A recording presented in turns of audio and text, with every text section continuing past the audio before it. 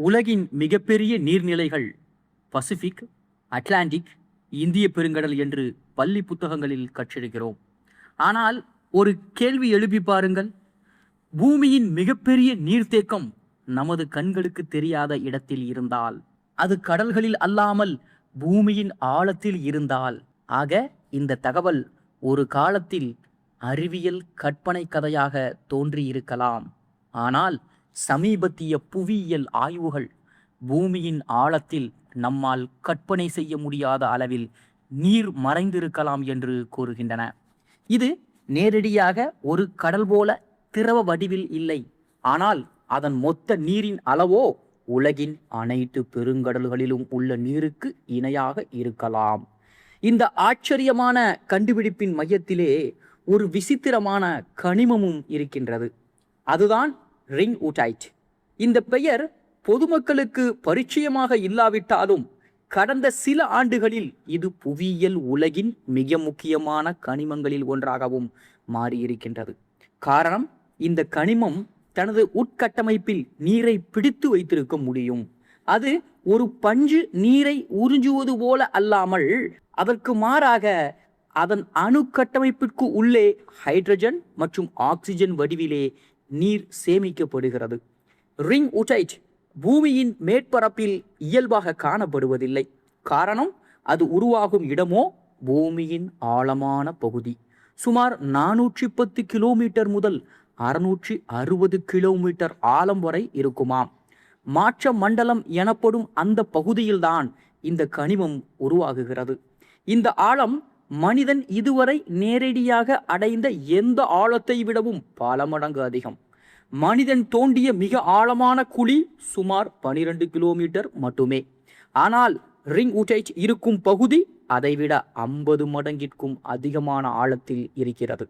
2012ஆம் ஆண்டு வெளியான ஒரு முக்கியமான ஆய்வு உலகத்தின் கவனத்தையே ஈர்த்தது. பூமியின் ஆழத்திலிருந்து மேலே வந்த ஒரு வைரத்தின் உள்ளே சிறிய ரிங் ஊட்டைட் துகள் கண்டுபிடிக்கப்பட்டது. அந்த துகளின் உள்ளே நீர் இருப்பதும் உறுதி செய்யப்பட்டது. இதுவே பூமியின் ஆழத்தில் பெரிய அளவில் நீர் இருக்கக்கூடும் என்ற கருத்திற்கு வலுவான ஆதாரமாகவும் அமைந்தது. இந்த கண்டுபிடிப்பு புவியியல் உலகில் மிகப்பெரிய பரபரப்பையும் ஏற்படுத்தியது. இப்போது முக்கியமான கேள்வி என்னவென்றால், இந்த நீர் எவ்வளவு இருக்கும் என்பதுதான். சில ஆய்வுகள் கூறுவதன்படி பூமியின் மாற்ற மண்டலத்தில் உள்ள ரிங் ஊட்டைட் கனிமங்கள் முழுவதும் நீரால் நிரம்பியிருந்தால் அதன் மொத்த நீரின் அளவு உலகின் அனைத்து பெருங்கடல்களிலும் உள்ள நீரின் அளவுக்கு சமமாகவோ அல்லது அதைவிட அதிகமாகவோ இருக்கலாம். இது உண்மையாக இருந்தால் பூமியின் மிகப்பெரிய நீர்த்தேக்கம் நமது காலடியில் மறைந்திருக்கிறது என்பதை குறிக்கும். ஆனால் இங்கே ஒரு விஷயத்தை தெளிவாக புரிந்து கொள்ள வேண்டும். இந்த நீர் கடல்களில் இருப்பதை போல சுதந்திரமாக அலைந்து கொண்டிருக்கும் திரவ நீர் அல்ல. அது பாறைகளின் அணுக்கட்டமைப்பிற்குள் சிக்கியிருக்கும் நீராகவே இருக்கின்றன. எனவே பூமியின் அடியில் உண்மையிலேயே ஒரு பெருங்கடல் அலைகளோடு இருக்கிறது என்று கற்பனை செய்வது சரி கிடையாது. இருந்தாலும் மொத்த நீரின் அளவை பொறுத்தவரை அது மறைந்திருக்கும் பெருங்கடலுக்கு இணையானதுதான். இந்த கண்டுபிடிப்பு பூமியின் நீர் சுழற்சி பற்றிய நமது புரிதலை மாற்றியது.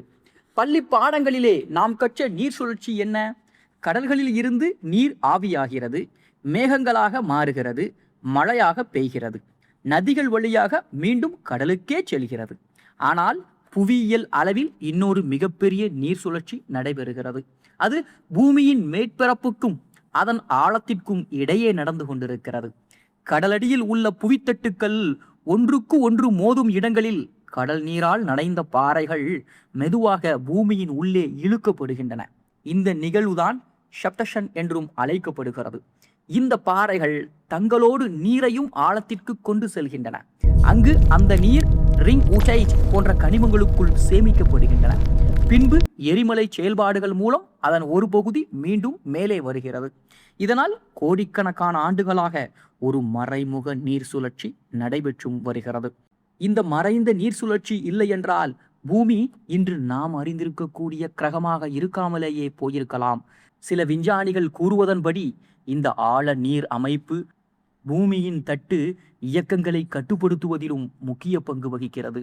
புவித்தட்டுகள் நகர்வதற்கும் எரிமலைகள் உருவாகுவதற்கும் மலைத்தொடர்கள் எழுவதற்கும் இந்த நீர் மறைமுகமாகவும் உதவுகிறது. இந்த கண்டுபிடிப்பு இன்னொரு பெரிய கேள்வியையும் எழுப்புகிறது. பூமியின் பெருங்கடல்கள் முதலில் எங்கிருந்து வந்தன? பாரம்பரிய விளக்கங்களின் அடிப்படையில் பார்த்தால் ஆரம்பகால பூமியில் விழுந்த வால் நட்சத்திரங்கள் மற்றும் விண்கற்கள் நீரை கொண்டு வந்திருக்கலாம் என்று கூறப்படுகிறது.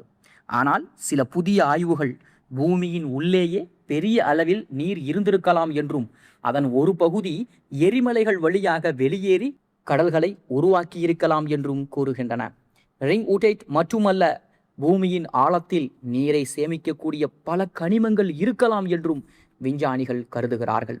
ஒவ்வொரு புதிய ஆய்வும் பூமியின் உள் அமைப்பு நாம் நினைத்ததை விட மிகவும் சிக்கலானது என்பதையும் காட்டுகிறது.